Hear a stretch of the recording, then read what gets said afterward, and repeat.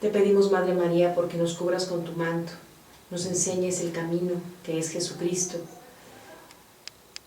Nos enseñas también, Madre, a entender que tenemos una Madre que nos ama, que nos protege, que nos ayuda, que nos podamos tomar de tu mano, así como el Papa Francisco ahora en esta visita tan importante a México nos enseñó en cada una de sus homilías que tenemos a la Madre, que tenemos a la Guadalupana, que te tenemos a ti, Madre, y que contamos con esa ventaja, que podamos aprovechar esa oportunidad de que tú estás con nosotros. Gracias, Señor, y te pido porque nos envíes Espíritu Santo para poder entender todo lo que nuestra mente no pueda entender, pero que lo guardemos en nuestro corazón, como María bien lo hace. Amén. Amén. Bueno, pues ya estamos, o estaremos el próximo domingo, en el tercer domingo de Cuaresma. Ya se está yendo rapidísimo, son 4, ¿verdad? Sí. 4 domingos nada más. Y pues vamos a hacer un recuento, vamos a ponernos en contexto de qué es lo que el Señor nos ha estado pues enseñando, nos ha estado diciendo desde que inició esta Cuaresma, que fue, si no recuerdo, el domingo 10 de febrero con el miércoles de ceniza. Entonces creo que nos va a ayudar mucho para comprender qué es lo que el Señor quiere enseñarnos en esta ocasión. Y recuerden ustedes que el objetivo de este programa pues es prepararnos para ir con un poquito más de bagaje el domingo ahí en la liturgia, donde el sacerdote complementará perfectamente con su homilía pues todas estas cosas que el Señor nos quiere enseñar. Y hoy, pues muy importante, ahorita vamos a poner el Evangelio para que ustedes lo escuchen. Sin embargo, Vero, pues estás subrayando ya que a veces este Evangelio pues hace como que tambalearse, ¿no? A algunos. Fíjate que yo, así de primera lectura, pues no comprendía muy bien, porque les dicen, le vienen a contar una historia al Señor. El Señor les dice, ¿y creen ustedes que porque han pecado mucho o más que los demás galileos les ha sucedido esto? Y Él les contesta el mismo, yo les aseguro que no, para nada, ¿no? Pero inmediatamente después les dice, y si ustedes no se arrepienten y no se convierten, pues a ustedes les va a pasar lo mismo. Entonces yo veía ahí como que el Señor dice de una manera y luego dice de otra, pero es la palabra del Señor. Entonces teníamos que hallar qué es lo que nos quiere enseñar precisamente el Señor. Así que yo los invito, si están ustedes de acuerdo, vamos a escuchar. Bueno, y si está listo allá Beto también, que sí, que ya nos dijo que sí, para escuchar el Evangelio del próximo domingo, correspondiente al tercer domingo de Cuaresma, y que si ustedes tuvieran su Biblia, qué bueno que pudieran abrirla para poder seguir. Vamos a ver ahí algunas notas marginales, vamos a ver también las notas al pie de página, que nos va a ayudar mucho a comprender lo que el Señor quiere pedirnos en esta ocasión. En aquel tiempo, algunos hombres fueron a ver a Jesús y le contaron que Pilato había mandado matar a unos galileos mientras estaban ofreciendo sus sacrificios. Jesús les hizo este comentario: ¿piensan ustedes que aquellos galileos, porque les sucedió esto, eran más pecadores que todos los demás galileos? Ciertamente que no. Y si ustedes no se convierten, perecerán de manera semejante. Y aquellos 18 que murieron aplastados por la torre de Siloé, ¿piensan acaso que eran más culpables que todos los demás habitantes de Jerusalén? Ciertamente que no. Y si ustedes no se arrepienten, perecerán de manera semejante. Entonces les dijo esta parábola: un hombre tenía una higuera plantada en su viñedo. Fue a buscar higos y no los encontró. Dijo entonces al viñador: mira, durante 3 años seguidos he venido a buscar higos en esta higuera y no los he encontrado. Córtala. ¿Para qué se ocupa la tierra inútilmente? El viñador le contestó: Señor, déjala todavía este año. Voy a aflojar la tierra alrededor y echarle abono para ver si da fruto. Si no, el año que viene la cortaré. Pues ahí tienen, queridos amigos, precioso, como siempre, precioso evangelio que vamos a tratar de desmenuzar y de reflexionar acerca de él. Y dos correcciones. Uno, que no son 4 domingos de Cuaresma, en esta ocasión son 5 domingos de Cuaresma, y estamos leyendo al Evangelio de San Lucas, capítulo 13, de los versículos 1 al 9, si no me equivoco de nuevo. Pero bueno, ahí los tienen. Vamos a tratar de seguir el siguiente esquema para ubicarnos y para ir viendo qué podemos entresacar. En primer lugar, pues vamos a ver la ubicación geográfica. En segundo, como siempre, los personajes que intervienen. Tercero, las notas marginales de a pie de página. Vamos a tratar de entresacar qué es lo que dice la Biblia primero, pero también qué es lo que nos dice la Biblia, es decir, la idea principal. Después vamos a ir a la relación con las lecturas mismas de la misma. Vamos a hacer el desarrollo de la lectura. Vamos a tener el mensaje ya en conclusión de la lectura. Bueno, pues vamos a comenzar. Yo te preguntaría, Vero, ¿qué es lo que te dice a ti este evangelio? ¿Qué has encontrado así de primera intención como lo más importante para ti en este evangelio? Lo más importante que estuve yo reflexionando y leyendo fue que cuando llega el viñador es porque es tiempo de buscar frutos. Entonces ya es tiempo de tener los frutos. Porque si nosotros llegamos en una época donde sabemos que no hay frutos, pues ¿para qué vamos a ir a buscarla? Entonces el viñador, que es Dios en este momento, está buscando frutos porque ya es tiempo de tener los frutos. Así es, y bueno, pues hay un número ahí significativo, es el tercer año, ¿verdad? Dice que va a buscar frutos y no los encuentra, y como que tiene mucho que ver, a mí me llamó la atención también, con el tiempo que Jesús pasa con sus apóstoles. El Señor sabe que es un proceso para que podamos entender qué es el reino de los cielos, qué es una de las cosas que vamos a ver aquí y que creo yo que está ubicada como idea principal, que es un urgente llamado a la conversión. Bueno, pues vamos a comenzar con la ubicación geográfica. Traté yo de ver un poquito hacia atrás y hacia adelante, y bueno, pues no encontré exactamente el lugar en donde se encontraba nuestro Señor. Sí, en qué es lo que estaba haciendo. Les estaba predicando acerca de las señales de los tiempos, es lo inmediato anterior.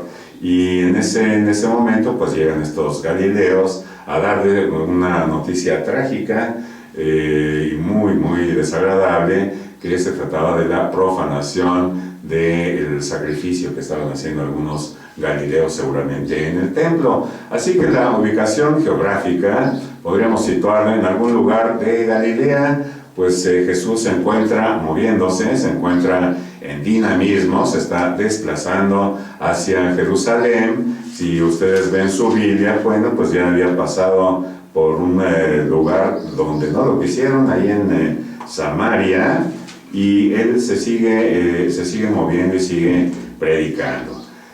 Los personajes, bueno, pues los personajes son Jesús, Pilato, que no es el protagonista, pero hablan acerca de él, estos galileos que llevan la noticia, y luego Jesús les da otra noticia que pues curiosamente no se encuentra en ninguno de los evangelios sinópticos, solamente en Lucas, estos dos hechos, el de los hombres aplastados por la torre de Siloé, que dice Jesús, y esta profanación del sacrificio.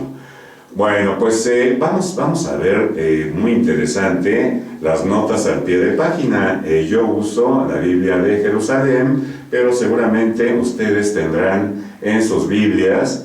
Beto, tú también tienes la de Jerusalén, ¿verdad? No es otra, pero tienes notas marginales. Bueno, pues en todas las Biblias hay notas marginales que nos van a ayudar mucho. Vamos a ver estas que llaman mucho la atención. Comenzando inmediatamente en el versículo primero del capítulo 13, dice: en aquel mismo momento llegaron algunos que le contaron lo que los galileos, cuya sangre había mezclado Pilato con la sangre de los sacrificios. Parece ser que ellos estaban ofreciendo sacrificios, ¿verdad? En ese momento, y ahí mismo los mata. Habla esto de la brutalidad de Pilato, que luego que será pues el juez de nuestro Señor cuando llegue su hora. Y ahí en la palabra sacrificios, pues hay un asterisco y nos lleva a una nota que está al pie de página, y dice precisamente que este episodio es desconocido fuera de este texto, como ocurre también con el incidente del versículo 4, o sea, la torre de Siloé. Y dice aquí, ya nos va dando la pauta, su enseñanza es clara: los oyentes de Jesús han merecido por sus propios pecados una suerte semejante que sin duda alguna sufrirán si no hacen penitencia y se convierten. Bueno, pues aquí fue el primer momento en que les comentaba, y te comentaba, Vero, en que yo me atoré un poquito porque Jesús les pregunta: ¿pensáis que esos galileos eran más pecadores que todos los demás galileos porque han padecido estas cosas? Y el mismo Jesús dice: no, os lo aseguro, si no os convertís, todos pereceréis del mismo modo. De manera que, pues en aquel entonces, los judíos, Vero, pensaban que pues todas estas desgracias venían según la maldad, ¿verdad?, que había en cada uno de ellos. Las enfermedades también, cuando una persona se enfermaba, cuando una persona enviudaba, cuando una persona sobre todo tenía lepra, era porque algo malo había hecho, era muy pecador, o bien sus padres también, y entonces había heredado todo eso. Exacto, y los calificaban de impuros inmediatamente y los alejaban, ¿verdad?, de la comunidad. Pero inmediatamente dice el Señor, primero afirma: no es que por sus pecados hayan padecido todo esto. Y inmediatamente después dice, y si no se convierten ustedes, entonces perecerán del mismo modo.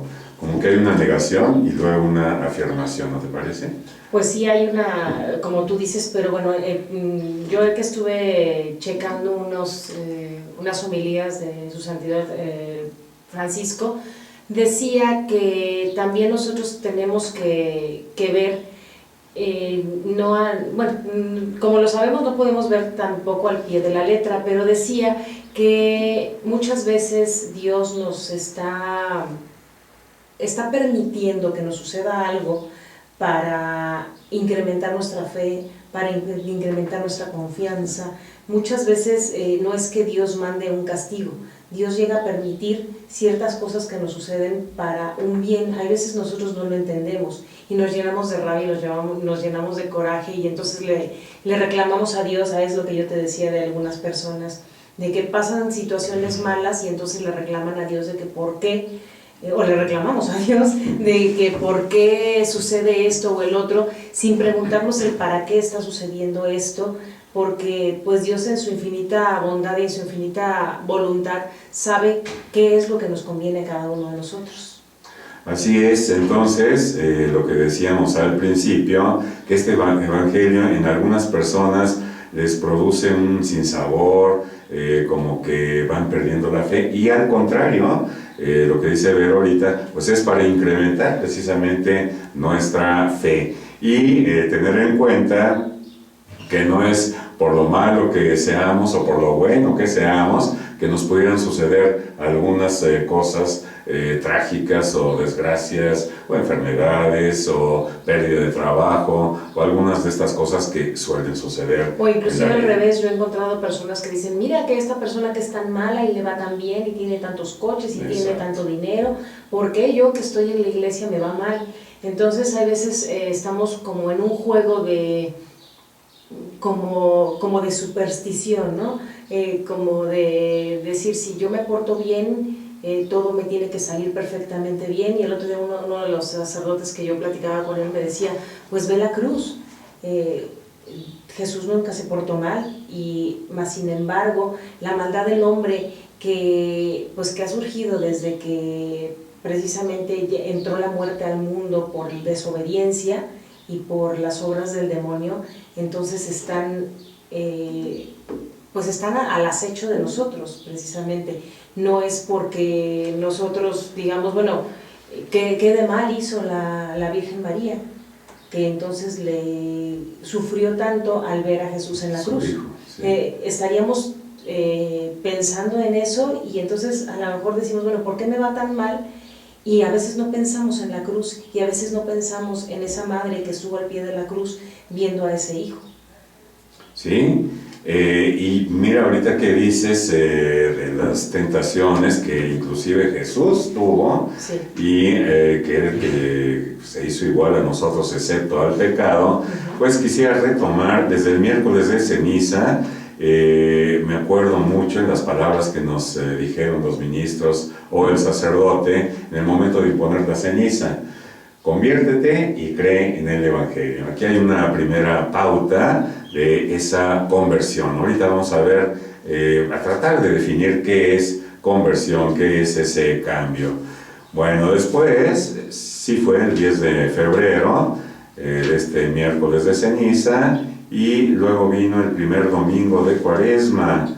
Este primer domingo de Cuaresma, el Evangelio pues habla precisamente de las tentaciones que Jesús tuvo, y que yo recuerdo mucho en el Padre Nuestro que le pedimos al Señor: no nos dejes caer en tentación. No dice, quítame las tentaciones, ¿no? De manera que las tentaciones es algo inherente al hombre, es algo que todos nosotros tenemos. La cuestión es aprender a superarlas, aprender a no caer en esa tentación. Y ya veíamos pues qué eran las principales tentaciones que tuvo Jesús, que podrían ser muy fácilmente las tentaciones que tenemos nosotros pues en la vida, en el diario acontecer de nuestra vida, pues que son de la soberbia, ¿no? El afán de poder, el afán de tener las cosas. Y también me acuerdo cuando en una ocasión estábamos hablando de San Pedro, que le decía a Jesús, no, que no te pase eso a ti. Como que siempre pensamos en que nos tiene que ir color de rosa para que entonces podamos tener fe. Inclusive me tocó precisamente estar en Chiapas en una misa con un sacerdote, un misionero del Espíritu Santo, y me llamó la atención que él dijo que teníamos una gran tentación nosotros, tentación a perder la fe y perder la confianza en Dios. Eso es tremendo. Entonces imagínense que podemos a lo mejor decir, bueno, la tentación al poder, la tentación a la riqueza, bueno, pero imagínense la tentación tan grande que nos está poniendo el maligno a pierde la fe y pierde la confianza en Dios, que puede suceder por alguna situación que nos pase. Así es. El también pedirle a Dios el no caer en esa tentación, el no caer en ese juego que la gente nos plantea, de, bueno, si tú estás en la iglesia, ¿por qué estás enfermo? ¿O por qué te pasan esas cosas? Entonces llega un momento en que a lo mejor nos ponen a pensar, ¿no? a dudar en la voluntad de Dios. Exacto, y tener una crisis de fe, ¿verdad? Bueno, en el domingo 21 de febrero, el segundo domingo de Cuaresma, pues habló de la transfiguración del Señor. Él, sin tener pecado, mostró la gloria a Pedro, Santiago y Juan, que me hace recordar otra vez a Pedro, que a gusto se sentía, ¿verdad? Y quiso ahí pues fabricar 3 chozas y ya quedarse, ¿verdad?, en la contemplación. Y recuerdo también que ángeles nos decía algunos sinónimos el miércoles pasado de transfiguración, que era cambiar de figura, usaba también metamorfosis, transformación, y esto lo digo porque nos va a llevar directo a la conversión, que urgente llamado ya a la conversión en este tercer domingo de Cuaresma. Bueno, pues siguiendo el esquema que les decía, nos encontramos inmediatamente ahí en el capítulo 13, versículo 1, una nota que está, es marginal y que nos lleva a Juan 5:14, si nos la quieres decir, pero por favor. Pues bueno, este es un episodio en la piscina de Betesda y nos dice: más tarde Jesús lo encuentra en el templo y le dice: mira, has recobrado la salud, no peques más para que no te suceda algo peor. Bueno, está aquí confirmando y subrayando lo mismo que les dice a estos galileos y a todos los hombres que los escuchaba. Este episodio pues sucede en esa piscina de Betesda, en que había un hombre que no podía moverse, y Jesús lo encuentra y le platica a este hombre: pues no puedo porque viene el ángel y antes de que me pueda yo levantar y llegar a la piscina, pues ya alguien ha entrado en la piscina y ha sido curado. Y en ese momento Jesús le dice: levántate, toma tu camilla y anda. Y la cuestión es que se lo dijo en sábado, y entonces lo andaban acusando también y persiguiendo a Jesús de esto. Pero aquí lo importante es que se lo encuentra después Jesús y le dice: mira, has recobrado la salud. Y le dice: no peques más para que no te suceda algo peor. Bueno, y aquí ya vamos entendiendo que de las cuestiones físicas, materiales, como la muerte de estos galileos por manos de Pilato, o de la muerte de estos hombres que fueron aplastados por una torre que se desploma, pues no es algo que se atribuya al portarse bien o al portarse mal, al cometer pecados, al ser justo o al ser necio, sino que el Señor cambia en ese momento, de ese momento físico, a algo un poquito más profundo y espiritual, que nos quiere decir: ya es tiempo de conversión. Y ahorita nos vamos a referir a la higuera, esos 3 años, y es tiempo de recolectar los frutos, pero no los encuentra, y vamos a ver cómo con paciencia Jesús le pide al dueño de la viña, o sea, al padre: espera un poco más, ¿no? Espera un año más, que eso es, qué lindo, es importantísimo, que yo lo voy a aflojar la tierra y lo voy a abonar para que dé fruto. Así que el Señor pues nos pone, como decimos por acá, en bandeja de plata, pues todo lo necesario para la salvación. Recordemos que no es por nuestros propios méritos, sino por la gracia de Jesús, que Él está abonando y que Él está aflojando esa tierra para ver si así podemos dar fruto.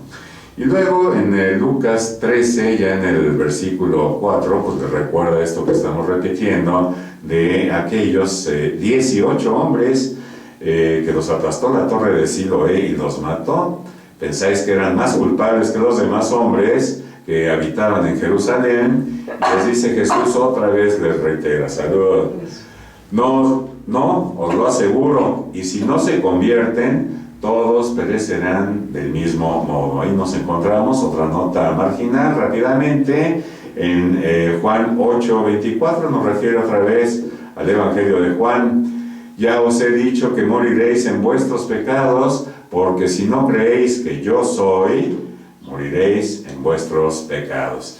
Y este yo soy, bueno, pues alude al nombre divino, ¿no?, que ha sido revelado a Moisés. Ahora sí, ya podemos sacar cuál es la idea principal de este evangelio, que es un urgente llamado a la conversión. Y yo me hacía la pregunta de cuántas cuaresmas, ¿verdad?, hemos pasado, cuántas cuaresmas en que pues acudimos a los actos de piedad, al Via Crucis, a la oración de la cruz, pues todas las cosas propias de Cuaresma, y pues nos quedamos ahí y pasan, como el Papa, ¿verdad?, que vino, pasa y se fue y ya se nos olvidó cuáles son las tareas o qué es lo que tenemos que hacer. Que por otro lado, pues no se trata de hacer cosas, ¿no?, de convertirnos en hacedores de cosas, como un poquito los fariseos lo hacían, de cumplir muchas prescripciones que ellos habían inventado y que se trataba nada más de hacer cosas, a tal grado que Jesús les dice: misericordia quiero, que no sacrificio. Bueno, vamos a llegar ya a las definiciones. Ya vimos que la idea principal es este urgente llamado a la conversión. Vamos a tratar de ver, Berito, qué es esto de conversión. Vamos a tratar de definirlo. Pues bueno, viene del latín conversio, que hace referencia a la acción y efecto de convertir o convertirse, hacer que una persona o una cosa se transforme en algo distinto de lo que es en primer lugar. Ahí hablamos, el otro día me decía, no, pues es que hay que dar un cambio de 360 grados. Yo, no, tiene que ser de 180, porque si no regresas a lo mismo. Y entonces es convertirte a lo que no eres, a lo que siempre has deseado o a lo que siempre Jesús ha deseado en ti. Es esa transformación, ¿verdad?, que veíamos el domingo pasado y que se tiene que efectuar en nosotros. Y aquí estoy recordando también a un maestro de la ley, que era Nicodemo, que se acerca a Jesús de noche para que no lo reconocieran los demás judíos, para que no se quemara, ¿verdad?, como decimos por acá, y le hace el Señor Jesús una grandísima enseñanza a través pues de una plática que tiene con él, muy abierta y muy profunda, acerca de qué era la conversión. Y bueno, pues no entiende muy bien Nicodemo, y le dice que acaso tengo que meterme otra vez al vientre de mi madre y nacer de nuevo. Pues es algo así, no sin meterse al vientre de la madre, pero sí es un cambio profundo, casi como nacer de nuevo, ¿no? Precisamente ese cambio, no de 360 grados, porque llegamos al mismo lugar, sino de 180 grados. Es decir, si voy yo hacia el sur, pues tendré que ir ahora al norte, ¿no? Y seguir, ¿qué es lo que tenemos que seguir? ¿Qué es el cambio? ¿Cómo tiene que operar? Pues lo que tenemos ahorita muy claro es que si somos malos, bueno, pues tenemos que convertirnos a ser buenos. Si ya somos buenos, tenemos que convertirnos a ser mejores. Y si ya somos mejores, pues como dice el Señor, sean perfectos, porque mi Padre Celestial es perfecto. Entonces siempre es un dinamismo.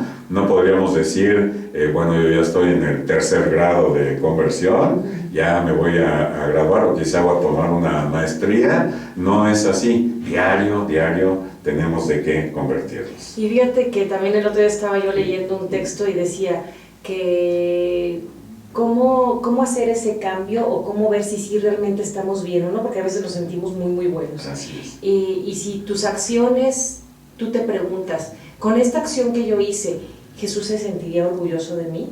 Entonces es una acción que sí está dando precisamente fruto y dando esa conversión. Si por el contrario, esa acción tenemos que pues ocultarla, nos da pena decirlo, entonces pues no es una buena acción, no es una acción de conversión, sino al contrario. Entonces ponernos a pensar fácil si lo que estoy haciendo o lo que voy a hacer, Jesús se sentiría o se siente orgulloso de lo que estoy haciendo, y precisamente lo puede sacar a la luz, no como Nicodemo de que lo voy a hacer en la noche para que nadie me vea, sino que a la luz del día. Así es. Bueno, y hay otra palabrita que a mí me fascina, se oye linda, se oye dulce, pero hay que ver qué es lo que quiere decir. Metanoia, esta es del griego, metanoien, que es precisamente cambiar de opinión, arrepentirse. Bueno, pues aquí recordamos de ese miércoles de ceniza, muchas veces se lee la escena de historia de Jonás, ¿verdad?, que va a ese lugar, a esa ciudad que es tan grande, que se tardaban 3 días en recorrerla toda, y que pues les predica Jonás de que tienen que arrepentirse y de que tienen que convertirse y que tienen que tener un cambio de opinión, precisamente esta metanoia. Y pues sucede que sí se arrepienten desde el rey, ¿verdad?, hasta el último de los ciudadanos, y el Señor los perdona. Y bueno, pues aquí sucede algo curioso, que Jonás se enoja porque no les manda el castigo, ¿verdad? El Señor. Hay que tomarla en cuenta, es lo que yo te iba a decir, leer ese libro, porque la actitud de Jonás también a veces es una actitud como la de nosotros. ¿Y por qué si merecía el castigo? Exacto. ¿Por qué no se lo diste? Y se enoja y se confronta con Dios, y está muy interesante la historia con Jonás. Y además muy cortito, creo que son algo así como 2 hojas nada más, ¿verdad? Así que si pueden leerlo. Bueno, pues entonces esto es un enunciado, dice aquí la nota, retórico, utilizado para retractarse de alguna afirmación realizada y corregirla para comentarla de mejor manera. Esto es lo que significaba metanoia originalmente. Su significado literal del griego denota una situación en que en un trayecto ha tenido que volverse del camino en que se andaba y tomar precisamente otra dirección. Esta palabra también es usada en teología cristiana, asociando su significado al arrepentimiento. Sin embargo, y a pesar de la connotación que a veces ha tomado, no denota en sí mismo culpa o remordimiento, sino transformación o conversión, entendida como un movimiento interior que surge en toda persona que se encuentra insatisfecha consigo misma. Así que, bueno, pues aquí tenemos la pauta, es un cambio ya de mentalidad, de forma de ser, inclusive de vida, porque al conocer a Jesús, que yo siempre digo, y esto es algo que seguramente les ha sucedido, no hay mejor cosa que pueda haber sucedido en la vida que conocer a Cristo. Y cuando uno conoce a Cristo se va dando cuenta pues de todas las cosas negativas, de todas las cosas que no nos llevan a nada, que probablemente las hemos usado para encontrar, para buscar siquiera la felicidad, y nos damos cuenta que no es posible por ahí. Entonces, al conocer a Cristo, pues eso produce un sentimiento de insatisfacción en uno mismo que nos hace y que nos mueve a buscar esa conversión precisamente. Y fíjate que hablando de conocer a Jesucristo es no quedarse en la culpa y no quedarse en el remordimiento, porque muchas veces nos pasa que cuando nos sabemos pecadores nos sentimos el peor bicho, y entonces ya no soy digno, y entonces yo ya no quiero nada, y entonces me siento muy culpable, tengo un remordimiento y un rechazo hacia mí mismo. Y Jesús no quiere que te quedes en el suelo, Jesús quiere que te levantes, Jesús quiere que vivas el día de hoy, y para eso precisamente tenemos los sacramentos, para que tú vayas y entonces ya arrepentido puedas tener esa gracia que te levante y que puedas seguir adelante y no quedarte en el suelo, que es lo que también quiere el enemigo, que tú te quedes en el suelo arrastrado, y que entonces esa actitud de miedo, de culpa, de remordimiento, pues tampoco es una actitud buena. Necesitamos sí arrepentirnos, saber que hicimos mal, pero la situación es cambiar, el chiste es cambiar, y esa metanoia no significa quedarme en el suelo, sino precisamente ver, reconocer y cambiar hacia algo positivo. Exactamente, y me estás haciendo recordar algo que dijo el Papa, de que el arte de ascender, por ejemplo, para los alpinistas, consistía, ¿verdad?, en seguir ascendiendo, no importaba cuántas veces nos cayéramos.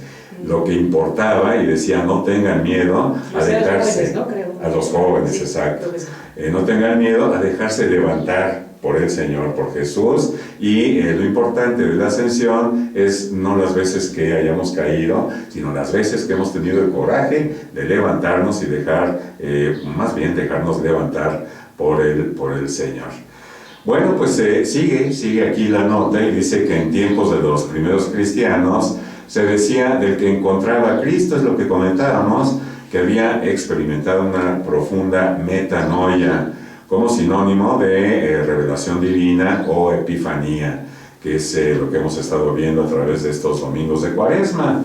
Y lo que les estamos diciendo ahorita, el llegar a conocer a Cristo, de veras no hay algo mejor que puedan ustedes tener en toda su vida.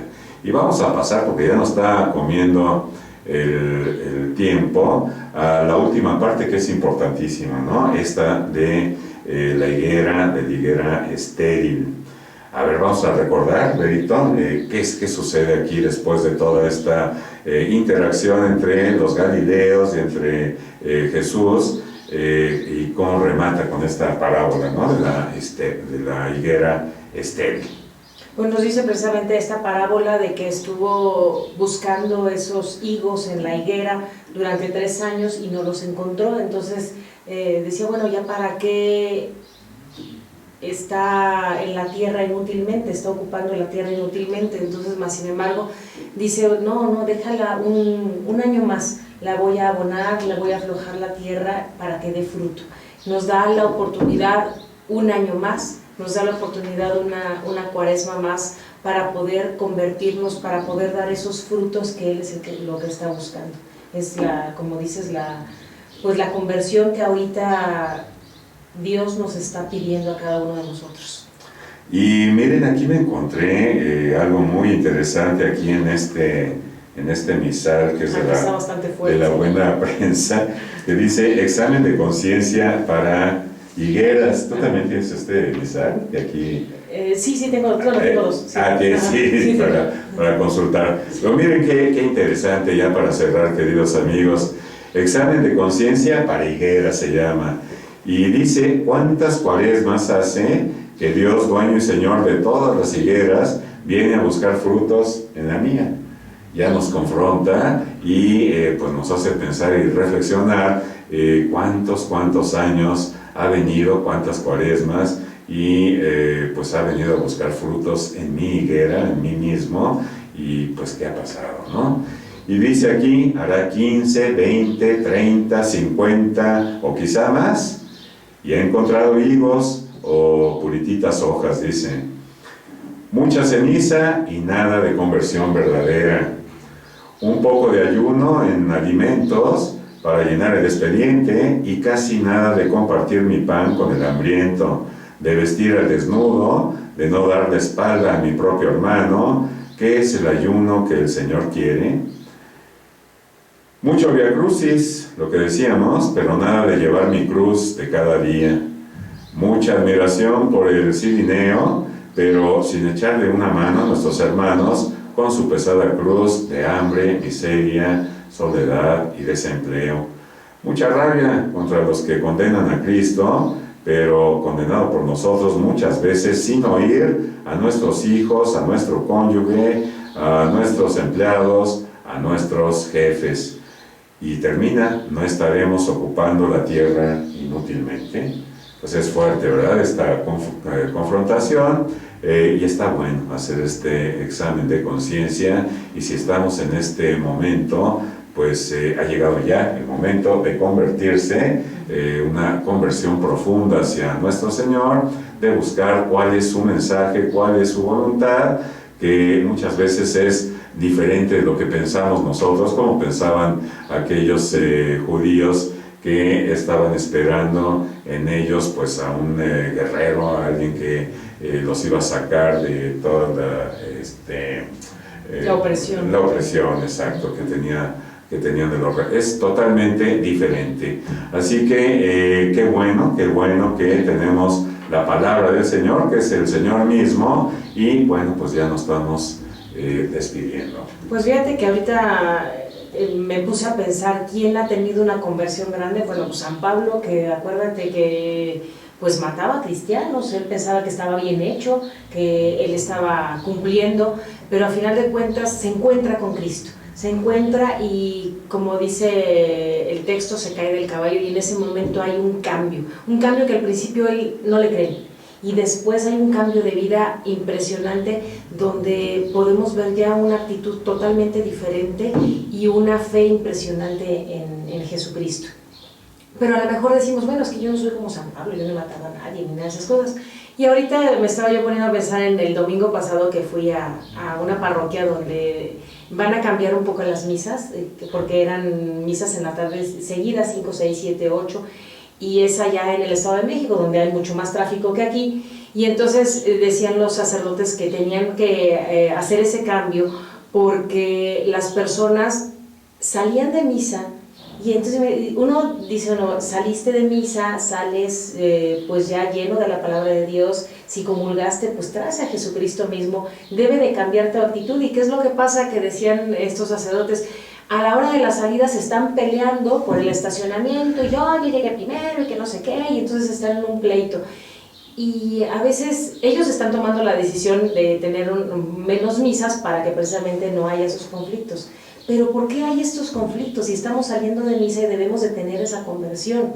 O vienen las familias que a lo mejor estamos peleados y nos damos la paz y nuestros hijos pueden decir, oye, ya se dieron la paz y seguimos igual. Entonces el pensar en esos pequeños detalles, que a lo mejor no como San Pablo estamos queriendo una super conversión, pero esos pequeños detalles que sí los tenemos todos los días. Y también me llamaba la atención que le decía yo, compramos un elote a la salida, y le decía yo al de los elotes, yo creo que usted también se va a tener que ir. Y se me quedó viendo así como, ¿por qué? Le digo, porque se hizo ahí una como fila y una señora no vio que ya había otra persona antes, pidió su elote y entonces se enojó muchísimo. Yo llegué primero, y entonces empezó a gritar, saliendo de misa precisamente.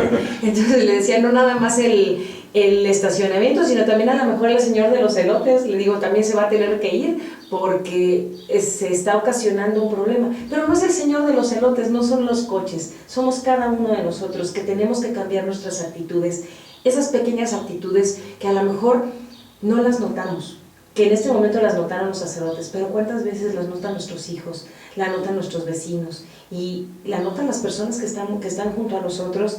Y entonces esos son los pequeños detalles que Jesús quiere que en esta Cuaresma nos convirtamos de eso y seamos realmente mejores. Exactamente, sí, esta conversión de la que estamos hablando y de la que nos habla el Señor en esta lectura, y que el domingo vamos a confirmar en nuestra parroquia, pues es precisamente lo que dice Vero, no son cosas así tan elevadas y tan profundas, son pequeños cambios que hacen el gran cambio final, ¿no? En esas pequeñas cositas, por ejemplo, yo me acuerdo una vez que hasta me da risa, pero me hiciste recordar ahorita, tan pequeña, que tenía la costumbre de tirar todos los papelitos a la calle, me comía un dulce, ¿verdad? Y tiraba el papelito, o iba en el coche y una naranja, por ejemplo, y las cáscaras de naranja para afuera y todo, hasta que un día tiré un papel y pues algo me dijo, pues no es una buena costumbre esto, no es ni siquiera una costumbre cristiana. Y entonces ya había dado unos pasos adelante y dije, regrésate y levanta el papel. Y lo dije, ay no, pues o sea, qué cosa tan meticulosa, ¿por qué regresar? Sin embargo lo hice y después de ese día pues cambió, y es una pequeña manera de cambiar, ¿no? De convertirse. Como con todas las otras cosas que van sucediendo y que no son congruentes, que no somos congruentes con nosotros mismos, de cómo es posible que estemos en misa, de que hayamos comulgado el cuerpo y la sangre de nuestro Señor y que inmediatamente a la salida ya estemos peleándonos. Y nos pasa a todos con tanto tráfico, por ejemplo, con tantos problemas, que al primero que se nos cruce, bueno, casi nos desbocamos con el claxon, ¿verdad? O diciendo acá alguna cosa nosotros mismos ahí dentro del coche. Acuérdense también de lo que decía Vero, de que no podemos ir con el Señor si estamos peleados o si estamos pues en mala forma con algún pariente o con algún amigo o con alguien del trabajo. Pues dice el Señor, primero pónganse bien con ese pariente, con su esposa, con su esposo o con su amigo, y después vienes a traerme la ofrenda. Pues son pequeñas cosas que cada uno sabrá para hacer esta conversión, que son muy prácticas, y que eso precisamente a través de un proceso que a lo mejor es de 3 años, o a lo mejor a los 3 años todavía no encuentra el Señor ningún fruto, y nos da otro año, sigue teniendo paciencia, Jesús abonando y Jesús aflojando la tierra de nuestra higuera, vida, ¿no? de nuestra vida, exacto. Ahorita ya se nos vino el tiempo de semana, pero sí quería comentar algo rapidísimo ahorita de lo de los papeles. Cuando fui ahora a Chiapas para la Avenida del Papa, pues no tienes una idea de cómo terminó aquello. Era una calle llena, absolutamente llena de basura, una cosa espantosa. Empezaron a dar también información mala que decían que, bueno, errónea, que decían que iban a tirar los alimentos, entonces que no iban a permitir ingresarlos. Entonces la gente estaba dejando bolsas de sándwiches completas. Bueno, no era un basurero de aquellos. Cuando terminó, iba yo a comprar una camiseta y traía un papelito en la mano, pero precisamente el hábito de que yo no me gusta tirar la basura en el piso, ¿no? De veras, realmente, bueno, si yo te hubiera encontrado antes, o yo sí te toco el clásico, así de cómo querés, o sea, sí, yo sí me le quedo viendo a la gente de por qué haces eso, ¿no? Porque luego los ríos se ensucian y todo, y no me gusta, ¿no? Entonces traía un papelito, iba yo a comprar una camiseta, y de veras realmente eran ríos de basura. Y me acuerdo que le decía yo a la señora, a ver, enséñame la camiseta, pero me estorbaba el papelito y no traía yo bolsa ni nada. Y le decía, oiga, digo, se oirá ridículo. Le digo, pero no tendré un bote de basura. Le digo, porque sí, pues es que a lo mejor puedes decir, como toda la gente lo hace, pues bueno, uno más de miles que hay, pues puedo tirar uno más, pero yo realmente no puedo. Entonces ya agarró, le dio risa, me tomó el papel de la mano y lo tiró en un pequeño bote de basura que ni siquiera tenía mucha basura, porque había de veras ríos. Entonces ya cuando uno realmente tiene ya esa conciencia de no lo puedes hacer, aunque esté el río de basura, aunque todo el mundo lo haga, no lo puedes hacer. Entonces es una invitación de hacerlo un hábito, de que hagas una cosa buena y que se haga ese hábito, y aunque los demás lo hagan, no importa, tú no lo hagas. Sí, esa fuerza de conversión pues lleva un beneficio enorme para la sociedad, para todas las gentes y para nosotros mismos, ¿no? Lo que tú dices, si todo el mundo lo hiciera, qué diferente mundo viviríamos.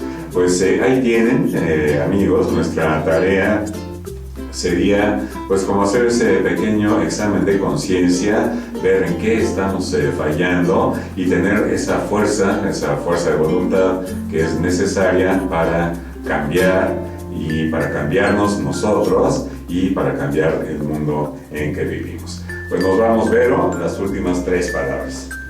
Pues échenle ganas, como dice el Papa. Me quedo con eso. Sí. Pues yo también, échenle ganas, echémosle ganas con nosotros. Así es. Pues muchas gracias, queridos amigos, que pasen ustedes el resto del día lleno de Dios. Hasta pronto.